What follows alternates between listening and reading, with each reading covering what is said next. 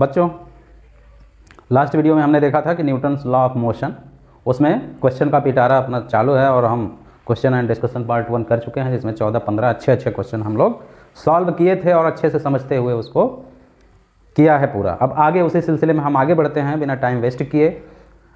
आप भूल तो नहीं गए कि आप क्या देख रहे हैं?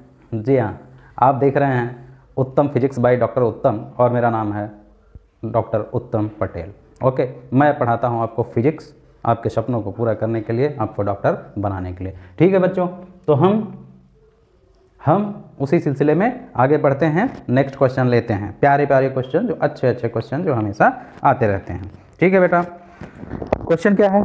अ satellite in force free space sweeps stationary interplanetary dust at a rate of dm/dt is equal to alpha v, where m is mass and v is the speed of satellite and alpha is the constant. The acceleration of the satellite is. Okay बच्चों, तो क्या क्या दिया है? बोल रहे हैं satellite जो स्पेस में घूम रहा है, स्पेस में सेटेलाइट घूम रहा है। ठीक है, तो स्पेस में सेटेलाइट घूम रहा है तो चारों तरफ जो पार्टिकल, समझ लीजिए डस्ट पार्टिकल हैं, वो भी उसके साथ घूम रहे हैं। तो पार्टिकल जो है किस रेट से पार्टिकल का मास बढ़ रहा है, तो डस्ट का रेट dm/dt जो है दिया है। ठीक है, dm/dt जो दिया है ये क्या है? Alpha v। यहाँ पे v क्या है? ये डस्ट का रेट है। डस्ट का मास कैसे चेंज हो रहा है? जाहिर सी बात है, जितना वो घूमेगा तो डस्ट भी उसके साथ साथ घूमेगी, तो डस्ट भी बढ़ता जाएगा। डस्ट का मास टाइम के साथ चेंज होगा, तो डस्ट का मास है ये और ये चेंज हो रहा है ऐसे। v क्या है? Velocity of planet. ठीक है, जो प्लैनेट घूम रहा है उसकी वेलोसिटी है। अब क्या बताना है? यहाँ पे बताना है अल्फा क्या है? कांस्टेंट है। Acceleration of the satellite, satellite का एक्सेलेरेशन क्या होगा? ठीक है, ये यहाँ है, ये सैटेलाइट ऐसे घूम रहा है। ठीक है, तो इसके साथ साथ डस्ट पार्टिकल भी घूम रहे हैं, डस्ट पार्टिकल। ठीक, तो ये डस्ट पार्टिकल का सैटेलाइट का एक्सेलेरेशन अल्फा बताना, ए बताना है। एक्सेलेरेशन क्या होगा? ऑप्शन में आपको बता दूं ताकि आप सवाल लगाना शुरू कर दें।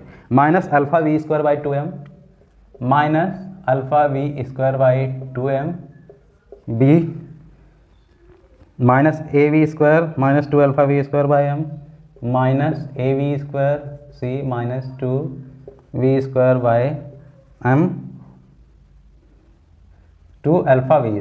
2α_v²/m और डी -α_v²/m। एक्सेलेरेशन बताना है किसका? प्लैनेट का। ठीक है बेटा, तो डस्ट जो बढ़ रहा है, डस्ट बढ़ेगा, चारों तरफ से बढ़ता जाएगा, तो एक्सेलेरेशन क्या होगा? प्लैनेट के एक्सेलेरेशन को रोकेगा, तो एक तरह से उसको कम करने की कोशिश करेंगे, इसीलिए माइनस में आया है। अब सवाल देखिए कैसे। तो आप क्या करोगे? आप क्या करोगे? वीडियो को पॉज कर लोगे और पॉज करके इसको लगाना शुरू कर दोगे। ठीक है, जब आप पूरा लगा लोगे फिर हमारा देखोगे। हम क्या करेंगे? हम रुकेंगे नहीं, हम चालू करेंगे, क्योंकि आपको मुझे रोकने का आपके पास ऑप्शन है। ठीक, फोर्स कैसे निकालेंगे? ये जो डस्ट जो होंगे इसके वेलोसिटी को कम करना चाहेंगे, मतलब एक तरह से निगेटिव एक्सेलेरेशन या निगेटिव फोर्स लगाएंगे। ठीक है, तो निगेटिव फोर्स लगाएंगे और हमको पता है कि फोर्स इज इक्वल टू क्या होता है? ΔP/ΔT या dP/dt बोलते हैं। ठीक है बेटा, तो हमको क्या करना है?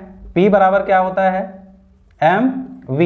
ठीक है, और dP/अगर dt हमको निकालना है, इसको क्या dP/dt को क्या लिख सकते हैं? अगर v कांस्टेंट है तो v dm/dt, या अगर m कांस्टेंट है तो m dv/dt। ये करके हम लोग फोर्स निकालते हैं। तो यहाँ पे क्या है? यहाँ पे मास चेंज हो रहा है, उस टाइम पे वेलोसिटी v दिया है और मास इसका टाइम के साथ चेंज हो रहा है, तो ये वाला हम लिख सकते हैं। तो क्या हो जाएगा? फोर्स बराबर क्या हो गया? v × dm/dt, और dm/dt क्या है? Alpha v।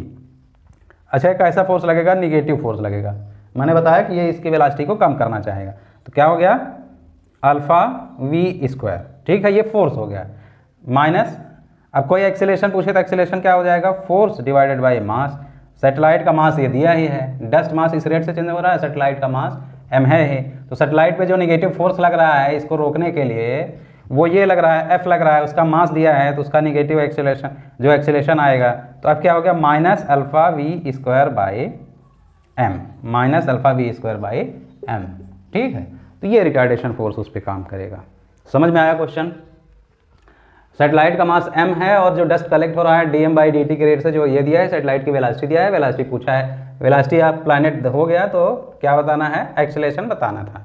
क्या बताना था, एक्सेलरेशन ऑफ प्लैनेट। तो एक्सेलरेशन के क्या लिए क्या निकालोगे, पहले फोर्स निकालो, फोर्स क्या है dp बाई dt।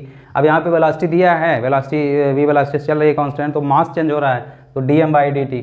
ठीक है, dm बाई dt करके निकाल लोगे, वो फोर्स होगा और वो रिटार्डिंग फोर्स होगा, इसलिए वहाँ पे एक्सेलरेशन निकालने के लिए फोर्स बाई मास कर दोगे। ठीक है, कोई डाउट इसमें नहीं होना चाहिए। ओके बच्चों, ठीक है, नेक्स्ट क्वेश्चन लेते हैं।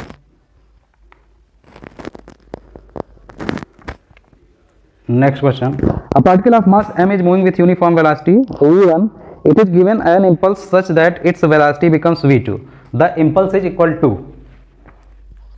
मास दिया है, इनिशियल वेलोसिटी v1 है, बाद में वेलोसिटी v2 हो जाती है, तो इम्पल्स इसका क्या होगा, इम्पल्स क्या होता है बेटा, मैंने बोला है change in momentum, change in momentum delta p क्या होता है, final momentum minus initial momentum.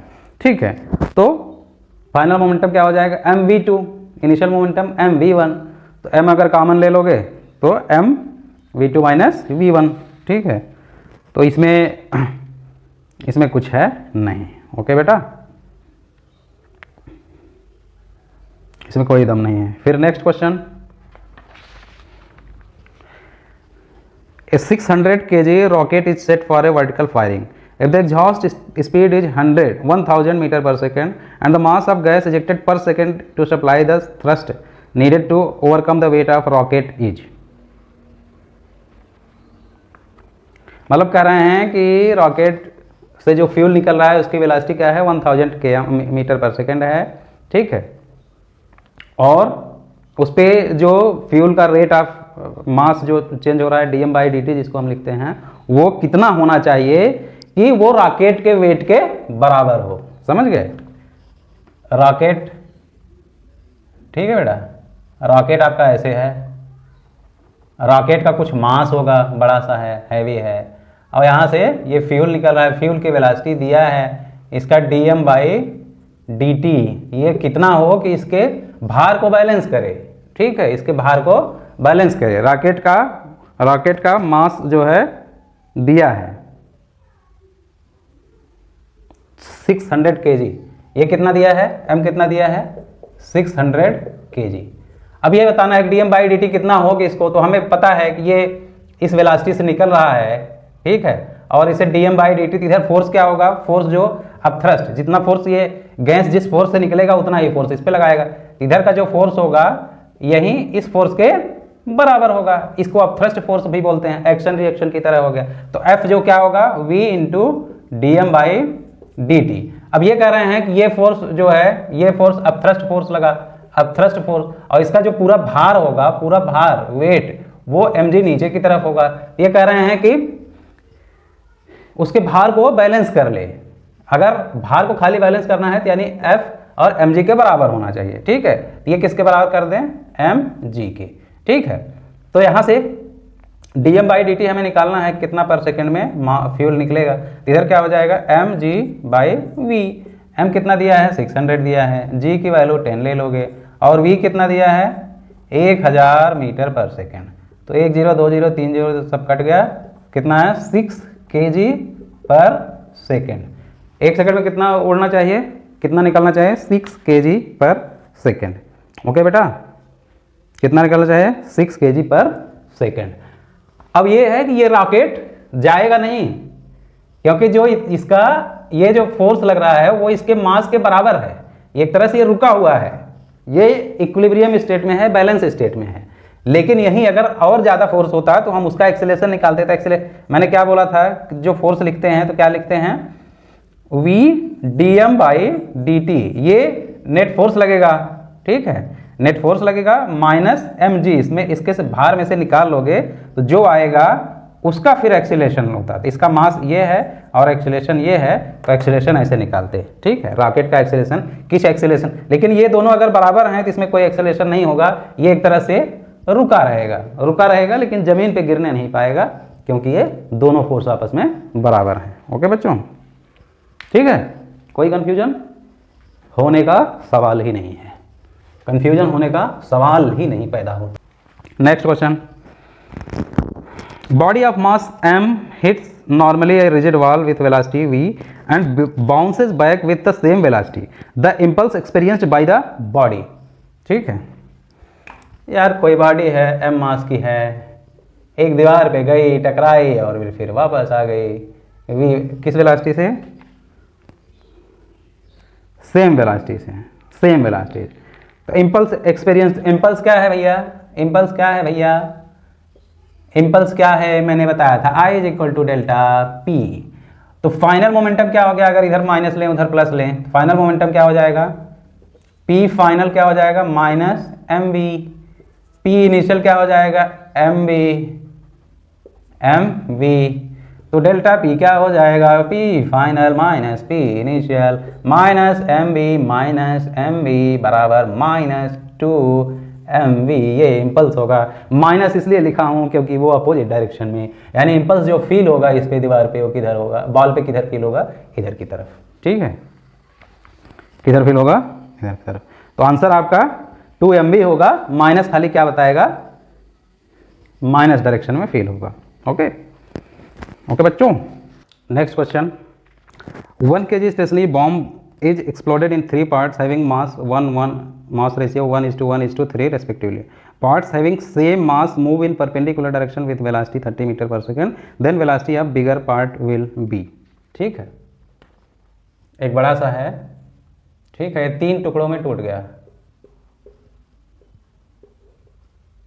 3 टुकड़ों में टूट गया, M1 M2 और एक टुकड़ा मतलब M3। ठीक है, तो ये 1 kg है, 1 kg। ठीक है, रेस्ट पे था मतलब वेलोसिटी 0 है। इसकी वेलोसिटी क्या है? 30 मीटर पर सेकेंड, 30 मीटर पर सेकेंड। इसकी भी वेलोसिटी जो है 30 मीटर पर सेकेंड है। ठीक है, और दिया क्या है? M1 is to M2 is to M3 क्या है? 1:1:3। तो रिजल्टेंट क्या होगा? आंसर ऑप्शन में दे दे रहा हूँ, आप लिखो 10√2 10/√2 15√2 15/√2 10√2 10/√2 15√2 15/√2। ठीक, तो मैंने क्या बताया? पहले मोमेंटम क्या है? P इनिशियल क्या है? 0। यहाँ कोई एक्सटर्नल फोर्स है? No external force, no external force. तो इसका मतलब डेल्टा P क्या होगा? 0 होगा। चेंज इन मोमेंटम 0, यानी P इनिशियल बराबर जो है P फाइनल होगा। तो इनिशियल अगर P मोमेंटम 0 है तो फाइनल भी 0 है। तो अगर ये P1 है, ये P2 है, ये बोला है कि पहले जो M1 M2 है वो 90 पे परपेंडिकुलरली जाते हैं, तो तीसरे का वेलोसिटी बता, तीसरे का क्या बताना है? V3 बताना है। क्या बताना है? V3। ठीक है, तो P इनिशियल P फाइनल के बराबर होना चाहिए। तो इसका मतलब यहाँ भी नेट मोमेंटम, यहाँ नेट मोमेंटम 0 है, मास इंटू वेलोसिटी 0 है, तो यहाँ का भी नेट मोमेंटम क्या होना चाहिए? 0। नेट मोमेंटम क्या होना चाहिए? 0। ठीक है बेटा। तो अच्छा, मास यहाँ रेशियो में दिया है। रेशियो के बारे में मैंने आपको मैथमेटिक्स में शुरू में ही बताया था। अगर ये एक कोई M1 M2 जो मास होगा वो रेशियो में अगर दिया है तो एक कॉमन कोई चीज़ होगी जो कि तीनों के साथ होगा। जैसे अगर x मान लें हम, तो इसका क्या होगा? x प्लस M2 भी x ही है, प्लस ये 3x होगा, 3x। ठीक है, ये टोटल किसके बराबर होना चाहिए? जो इसका टोटल मास है, कितना है? 1 kg। तो ये कितना हो गया? 3 2 5, x बराबर 1। तो यहाँ से x बराबर क्या निकल गया? x बराबर 1/5। इसका मतलब M1 कितना होगा? 1/5 kg, M2 कितना होगा? 1/5 kg, और M3 कितना होगा? 3/5। तो यहाँ लिख दो 1/5 और ये 3/5। ये मास हो गया। अब वेलोसिटी बताना है। तो इसका मोमेंटम अगर P3 है तो हमको P इनिशियल क्या है? यहाँ पे 0 है, तो P फाइनल भी क्या होना चाहिए? 0 होना चाहिए। और P फाइनल क्या है? P1 plus P2 plus P3। Vector के हिसाब से देखें तो ये दोनों परपेंडिकुलर हैं, ये दोनों, ठीक है। तो तीसरा जो भी इस तरह का होगा कि इसका इन दोनों का रिजल्टेंट इधर आएगा, तो इसके अपोजिट होना चाहिए P3, इसके अपोजिट होना चाहिए, ठीक है। तो इसका मतलब इन दोनों का जो रिजल्टेंट होगा, इन दोनों का वो जो है P1 के बराबर होगा। समझ गया बेटा? ये सब 0 होना चाहिए और P3 बराबर जो होगा वो क्या होगा, P1 प्लस P2 होगा, P1 प्लस P2 होगा। ओके, तो P1 और P2, तो P1 मोमेंटम कितना है, P3 की जगह पर आप लिख दो M3V3, ठीक है, बराबर M1V1 प्लस M2V2, ठीक है। ओके, तो M3 की वैल्यू ये है 3/5 ठीक। इधर क्या हो जाएगा 1/5 इंटू 30, 1/5 गुणे 30, ठीक है। ये I सॉरी ऊपर की तरफ जा रहा है तो ये J, इसको J वेक्टर फॉर्म में है तो हम वेक्टर फॉर्म में लिखेंगे, प्लस ये 1/5 इंटू 30, ये क्या हो जाएगा I, तो क्या हो गया 6J प्लस 6I, ये हुआ, ठीक है। तो मैग्नीट्यूड को ही पूछेगा, इनका मैग्नीट्यूड तो क्या हो जाएगा √6 का स्क्वायर प्लस 6 का स्क्वायर, कितना हुआ बेटा 6×36, 6×36, ठीक है। तो 6√2 ये आ गया, ओके 6√2 आ गया। तो V3 यहाँ से V3 बराबर करोगे तो 6√2/5/3, तो 3 ऊपर चला जाएगा, सॉरी 3/5, ये इधर आके 3/5 होगा, 3/5, तो 5 ऊपर चला गया, तो 6√2 गुणे 5/3, 3 से 2 ये 5, तो कितना हो गया 10√2, तो V3 कितनी हो जाएगी 10√2।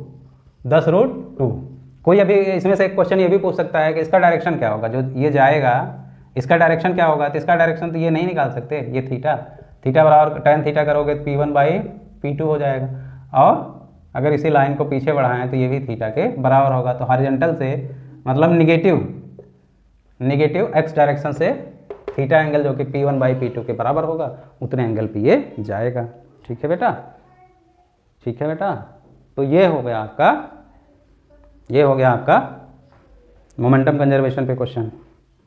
अभी कोई डाउट नहीं, बिल्कुल भी नहीं होना चाहिए डाउट। अगला क्वेश्चन है mass of 1 kg is thrown up with a velocity of 100 metre per second, after 5 second it explodes into 2 parts, one part 400 gram comes down with velocity 25 metre, the velocity of other part. कितनी अच्छी, कितना मज़ेदार question है, कितना मज़ेदार question है, ठीक है। 1 kg का मास है, इसको ऊपर फेंके, ठीक है, किस वेलोसिटी से, v वेलोसिटी कितना है 100 metre per second, 100 metre per second, और मास कितना है बेटा 1 kg। ऊपर आके 2 पार्ट में टूट गया, ऊपर आके 2 पार्ट में टूट गया, 2 पार्ट में टूट गया। एक जो है नीचे की तरफ आने लगा, वेलोसिटी 25 मीटर पर सेकंड, इसका मास m1 कितना है 400 ग्राम है, और v1 किस वेलोसिटी से आ रहा है 25 मीटर पर सेकंड, ठीक है। दूसरा किधर जा रहा है बताया है, the velocity of other part, इसकी वेलोसिटी बताएं। ये हमें ये भी नहीं पता कि किधर जा रहा है, इसका वेलोसिटी v2, हमें क्या बताना है, इसकी वेलोसिटी बताना है, ठीक है, उसका वेलोसिटी बताना है। ओके बेटा, ऑप्शन मैं दे रहा हूँ, ऑप्शन आप देख लो, 40, 80, 100, 60, 40, 80, 100, 60, ठीक है। अब ये बताना है, ये t बराबर 5 सेकेंड के बाद, 5 सेकेंड के बाद ये टूटता है, 5 सेकेंड के बाद ये टूटता है, यहाँ यही इंपॉर्टेंट है, इस पार्ट का सबसे इंपॉर्टेंट पार्ट यही है, 5 सेकेंड के बाद टूटता है, ठीक है। चलो अब यहाँ पे दिक्कत क्या है, जो इनिशियल मोमेंटम होता है, जैसे हम कहते हैं momentum, initial momentum, final momentum. Initial momentum का मतलब कुछ टूटना या कुछ उस पर गिरना फटना, जो भी हो रहा है उसके जस्ट पहले कितना मोमेंटम था वो इनिशियल है, और टूटने फटने के जस्ट बाद क्या मोमेंटम है वो फाइनल है। तो ये यहाँ से चला है, यहाँ पे नहीं टूटा है, कहाँ टूटा है, यहाँ पे टूटा है। तो टूटने से पहले इसकी वेलोसिटी जो होगी, यहाँ पे 100 मीटर पर सेकंड से फेंके हैं, लेकिन यहाँ पे क्या वेलोसिटी इसकी 100 रहेगी क्या? नहीं। पहली बात, एक चीज़ तो फिक्स है कि नो एक्सटर्नल फोर्स, ठीक है। जब टूट रहा है, तोड़ने के लिए कोई हथौड़ा या कुछ तुम्हारे नहीं है, वो अपने आप टूट रहा है, तो नो एक्सटर्नल फोर्स है। इसका मतलब मोमेंटम कंजर्वेशन होगा, कंजर्वेशन लगेगा। और कंजर्वेशन जब भी हम बात करते हैं तो इसका मतलब पी फाइनल पी इनिशियल के बराबर होगा या डेल्टा पी बराबर 0 होगा। तो टूटने से जस्ट पहले इसकी वेलोसिटी क्या होगी? अभी यहाँ पे वेलोसिटी ये है, तो यहाँ पे क्या करोगे? स्ट्रेट लाइन मोशन का इक्वेशन लगाओगे, तो यहाँ पे जो वेलोसिटी होगी पहले वो निकालना पड़ेगा, ठीक है, पहले वो निकालना। तो v is equal to u minus g t, ये भी निकालोगे ना। 5 सेकंड में उसकी वेलोसिटी क्या हो जाएगी? तो पहले वेलोसिटी कितना है? 100। पहले वेलोसिटी कितना है? 100, ठीक है, माइनस 10 गुणे 5, टी 5 है, कितना हो गया? 50। तो 100 में से 50 कितना आ गया? 50। यहाँ पे जो वेलोसिटी है v वो 50 है। अब यहाँ पे कोई पूछे कि इनिशियल मोमेंटम क्या हो गया, तो इनिशियल मोमेंटम मतलब फटने से पहले का क्या हो गया? मास तो उतना ही है, 1 kg 1 गुणे 50, ठीक है। mv जो है 1 गुणे 50 कितना आया? 50। फाइनल मोमेंटम, फाइनल मोमेंटम जो होगा वो भी लिख लो। फाइनल मोमेंटम p फाइनल तो क्या हो जाएगा? p इनिशियल क्या हो गया, हम इसको वेक्टर फॉर्म में लिख लें, तो 50 ऊपर की तरफ जा रहा है ना, तो i 50 i। इसी तरह फाइनल लिख लें तो p1 plus p2, p1 plus p2, एक नीचे की तरफ आ रहा है, ठीक है, उसकी वेलोसिटी उसका मास भी दिया है, तो p1 तो हम लिख सकते हैं, p1 क्या हो जाएगा? m1 v1 plus m2 v2, ठीक है। तो p1 ये तो लिख लें हम, तो क्या हो जाएगा? p1 m1 कितना? 400 ग्राम बोले तो 0.4 kg, v1 इसका 25 है गुणे 25, ठीक है, ये हो गया। तो ये किधर की तरफ? नीचे की तरफ जा रहा है, ये j लिख दें हम, वेक्टर फॉर्म y एक्सिस पे जा रहा है ना, तो ये प्लस j की तरफ जा रहा है। हाँ, तो ये 25 चौका 100 कितना आ गया? 1 आया p1, और किधर की तरफ? नीचे की तरफ। इसको क्या लिखें? माइनस j लिख लें और प्लस p2, यही तो हमारा p इनिशियल क्या हो गया? 50j, p फाइनल क्या हो गया? -1j प्लस p2, ठीक है। यानी कि यहाँ पे देखो 50j बराबर -1j प्लस p2, ठीक है। तो p2 बराबर क्या हो जाएगा? वेक्टर फॉर्म में है, तो 50j माइनस 1j कितना हो गया? 49j, 49 कितना हो गया? 49j, ठीक है। अब p2 ये इधर आएगा तो प्लस हो जाएगा यार, p2 करोगे तो ये माइनस, हाँ तो ठीक है, प्लस हो गया 49j, ओके।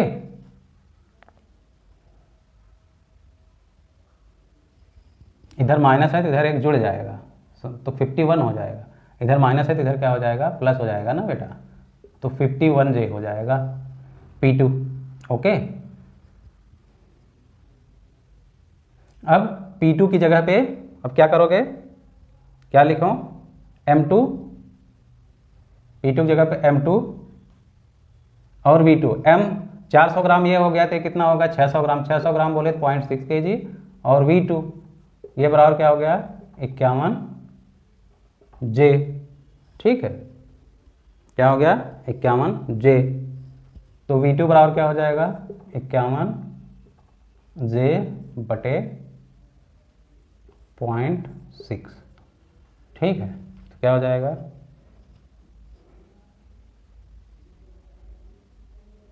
क्या हो जाएगा? अब इसको सॉल्व करो तो 3 दूना 6, 17 तरीक 51, 17, ठीक है,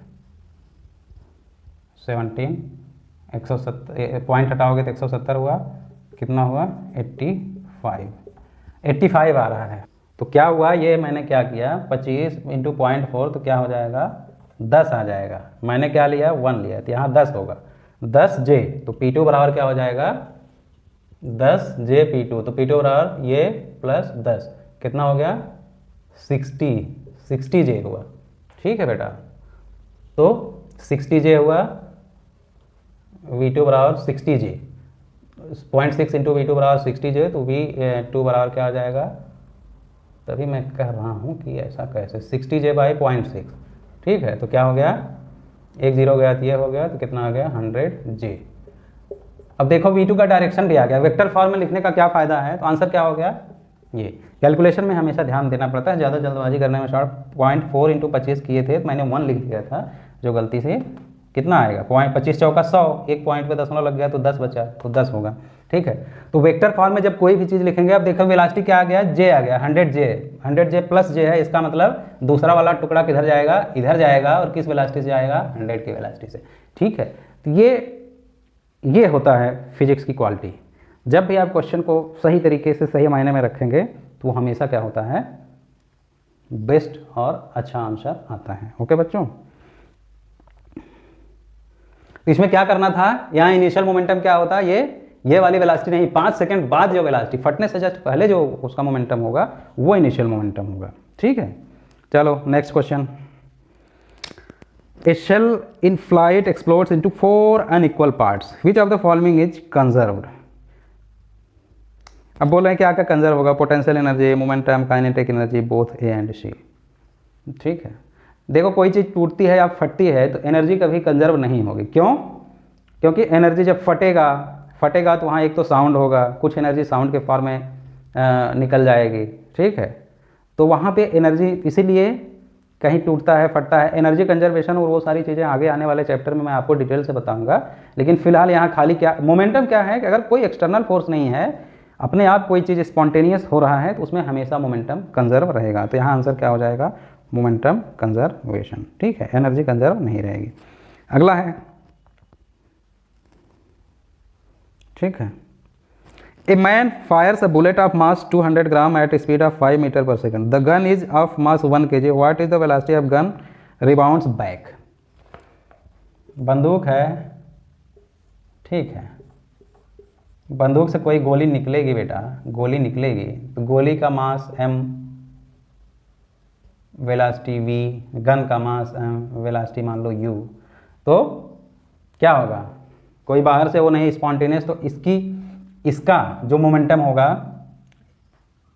या ऐसे कहें फटने से पहले जो मोमेंटम होगा, इनिशियल मोमेंटम, गोली चलने से पहले मोमेंटम क्या होगा, P इनिशियल क्या होगा, 0 होगा, गोली चलने के बाद P फाइनल होगा, तो क्या होगा, ये गोली इधर जाएगी, ठीक है, तो गन भी इधर आएगा, तो गोली की वेलोसिटी मान लो जो भी है, मान लो v है, इसका मान लो u है, इसका मास m है, इसका स्मॉल m है, तो बाद का मोमेंटम क्या हो जाएगा, गन का मोमेंटम ऑफ यानी P1 प्लस P2, ये फाइनल होगा, फाइनल मोमेंटम, तो ये भी क्या होना चाहिए, 0 होना चाहिए। इसका मतलब P1 बराबर माइनस P2, माइनस का मतलब ये डायरेक्शन बताता है, तो एक जो है यानी M1, P1 बोले तो मान लो इसका MU, ये बराबर क्या होगा, माइनस स्मॉल m और v के, स्मॉल m और v के, समझ गए। तो इसका गन का वेलोसिटी अगर पूछे तो u बराबर क्या हो जाएगा, स्मॉल m गोली का, ये माइनस लगा हुआ है, माइनस बटे इसका मास, ठीक है। तो इसमें ऑप्शन में इसमें दिया हुआ है, बुलेट का मास 200 ग्राम है, स्पीड 5 है, गन का मास 1 kg है, इसकी गन की वेलोसिटी क्या होगी, तो 200 मतलब 0.2 kg, स्पीड कितना 5 बटे इसका मास 1 kg, कितना हो गया, 5 दूनी 10 मतलब 1 आ गया, यू बराबर क्या आ गया, 1 मीटर पर सेकेंड। गोली जो है 5 मीटर पर सेकेंड की स्पीड से जा रही है, तो गैस ये माइनस डायरेक्शन, ये माइनस में है ना, इसका मतलब गोली के अपोजिट डायरेक्शन में गन भी जाएगा, और किस वेलोसिटी से, -1 मीटर पर सेकेंड की वेलोसिटी से, ठीक है। ओके बेटा,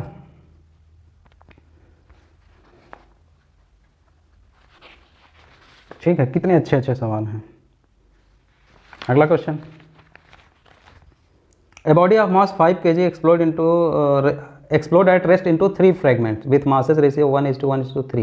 The fragments with equal masses fly mutually perpendicular direction with speed 21 meter per second. The velocity of highest fragment will be. ये सवाल इसके पहले जो क्वेश्चन था एकदम उसी की तरह है, मास किस रेशियो में है 1:1:3, वहाँ पे मैंने क्या बताया था 1:1:5, ठीक है। तो एकदम उसी की तरह है, तो उसी की तरह आप इसको लगा लोगे, ठीक है, उसी की तरह आप इसको लगा लोगे। आंसर इसका मैं आपको बता दूं कि इसका आंसर जो है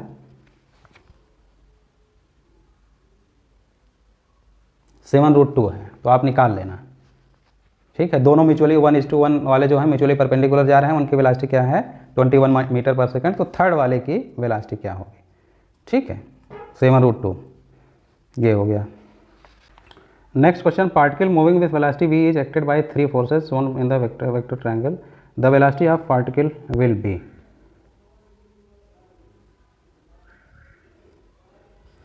कह रहे हैं एक वेलोसिटी है, एक पार्टिकल है v वेलोसिटी से जा रहा है, v वेलोसिटी जा रहा है, इस पे 3 फोर्स लग रहे हैं, एक ऐसे लग रहा है, एक ऐसे लग रहा है, सॉरी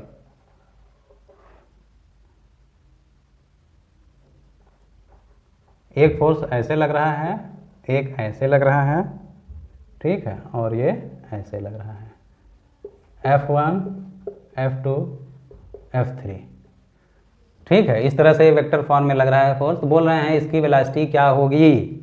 ऑप्शन में ये है इंक्रीज होगी, डिक्रीज होगी, ठीक है, कांस्टेंट रहेगी, change at the rate of smallest force.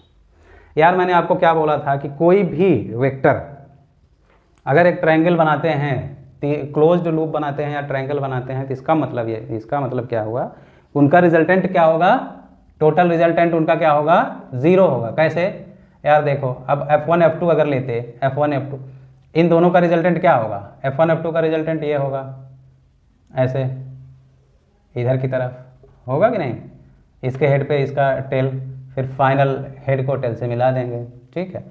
और F3 कैसा है, F3 इधर की तरफ लग रहा है, इसका मतलब इनका जो रिजल्टेंट है उसके जस्ट अपोजिट और बराबर F3 लग रहा है, समझ गया बेटा। या इसको करोगे तो उसका रिजल्टेंट ये होगा, इसको करोगे तो उसका रिजल्टेंट ये होगा, और इनका रिजल्टेंट डायरेक्शन इधर होगा। तो क्लोज्ड लूप रहेगा हमेशा, तो उसका रिजल्टेंट हमेशा 0 होगा। और किसी जब कोई वेलोसिटी है या कोई चीज़ रुकी हुई है या चल रही है, उस पर कोई फोर्स लगेगा ही नहीं, तो उसकी वेलोसिटी सेम रहेगी। अगर रुकी है तो रुकी ही रहेगी, वेलोसिटी में है तो वेलोसिटी में चलता रहेगा। ये न्यूटन से फर्स्ट लॉ है, न्यूटन से फर्स्ट लॉ ऑफ मोशन, जिसको लॉ ऑफ इनर्शिया बोलते हैं, ठीक है। वहाँ पे कोई परिवर्तन नहीं होगा। 3 forces acting on a body are shown in the figure. To have the resultant force only along the y direction, the magnitude of minimum additional force needed is। अगला सवाल है, कह रहे हैं ढेर सारे फोर्स लग रहे हैं, एक्स वाई पहले हम खींच लेते हैं, ये एक्स है, ये वाई है। एक फोर्स जो है 1 न्यूटन का लग रहा है, 1 न्यूटन, ये 60 पे है, ये 1 न्यूटन है। दूसरा फोर्स लग रहा है 2 न्यूटन, 2 न्यूटन है। तीसरा 4 न्यूटन है, ये 4 न्यूटन है, ये 30 है, ये कितना है 30 है, ठीक है। ये लाइन बराबर है, इसके बराबर है।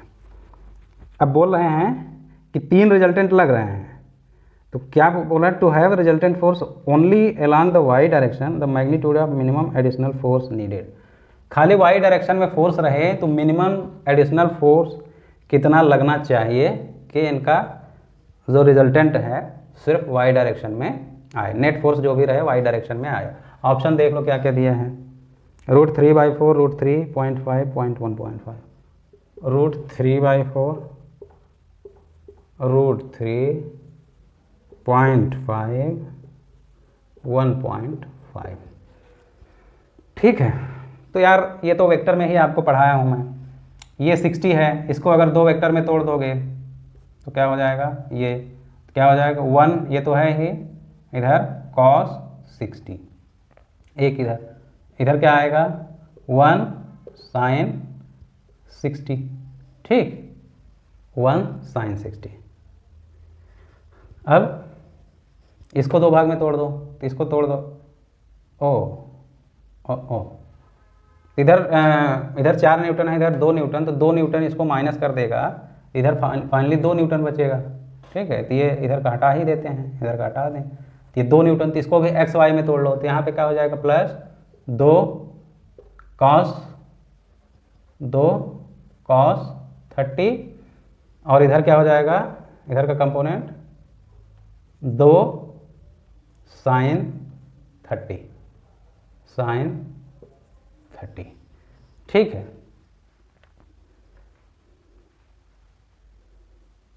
ओके।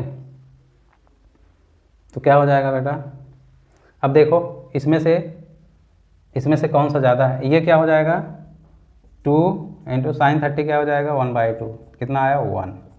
इधर का 1 cos 60 क्या हो जाएगा 1/2, कितना आ गया 0.5। ठीक है, इधर 1 न्यूटन लग रहा है -x में और +x में 0.5 न्यूटन लग रहा है। हमें ऐसा करना है कि सिर्फ y डायरेक्शन में ही नेट फोर्स रहे, मतलब इधर वालों को कैंसिल करना है। इधर हम 0.5 न्यूटन और फोर्स लगा दें +x डायरेक्शन में, तो ये भी 1 हो जाएगा, तो ये 1 हो जाएगा, ये 1 हो जाएगा, तो ये इसको कैंसिल कर देगा, तो नेट फोर्स किधर आ जाएगा सिर्फ y डायरेक्शन में। तो 0.5 न्यूटन हम एडिशनल और मिनिमल कम से कम 0.5 का लगा दें हम, तो वो जो है बैलेंस हो जाएगा। ठीक है, कोई दिक्कत नहीं होनी चाहिए। ओके बेटा, ओके बेटा।